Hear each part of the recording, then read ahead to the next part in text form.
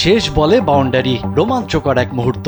মিরপুরে মিরাজের খুলনা টাইগার্সকে সেদিন স্তব্ধ করে দিয়েছিলেন আলিস আল ইসলাম। বিপিএলে চিটাগাং কিংসকে ফাইনালে তুলে প্রশংসা কুড়ালেও নিজের ক্যারিয়ারকে হুমকির মুখে ফেলেছেন আলিস নিজেই। চোট নিয়ে বুক চিতিয়ে ব্যাটিং রহস্য স্পিনারকে নতুন রূপে পাপ প্রদীপের আলোয় আনলেও লাভের চেয়ে নিজের ক্ষতিটাই হয়েছে বেশি। দীর্ঘদিনের জন্য তাকে চলে যেতে হয়েছে মাঠের বাইরে।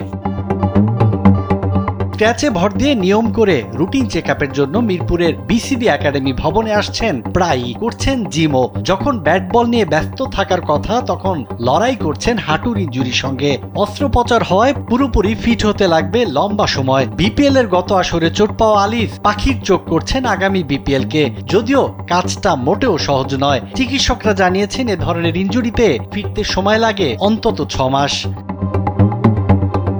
চোটের সঙ্গে আলিসের লড়াই বেশ পুরনো। এর আগেও হাঁটুর চোটে দীর্ঘদিন তাকে মাঠের বাইরে কাটাতে হয়েছে। টি-20 দলের ডাক এসেছিল 28 বছর বয়সী এই অফ স্পিনারের। তবে বাংলাদেশের লাল সবুজ জার্সিতে অভিষেকটা হয়নি ইনজুরির কারণেই। চোট বারবার অভিশাপ হয়ে এলেও দমে যাওয়ার পাত্র নন আলিস। বিপিএলে আলো জেলে এখন অন্ধকারে থাকলেও স্বপ্ন দেখাটা থামাচ্ছেন না এই বিস্ময় বালক। সাজ্জাদ খান, কালবেলা।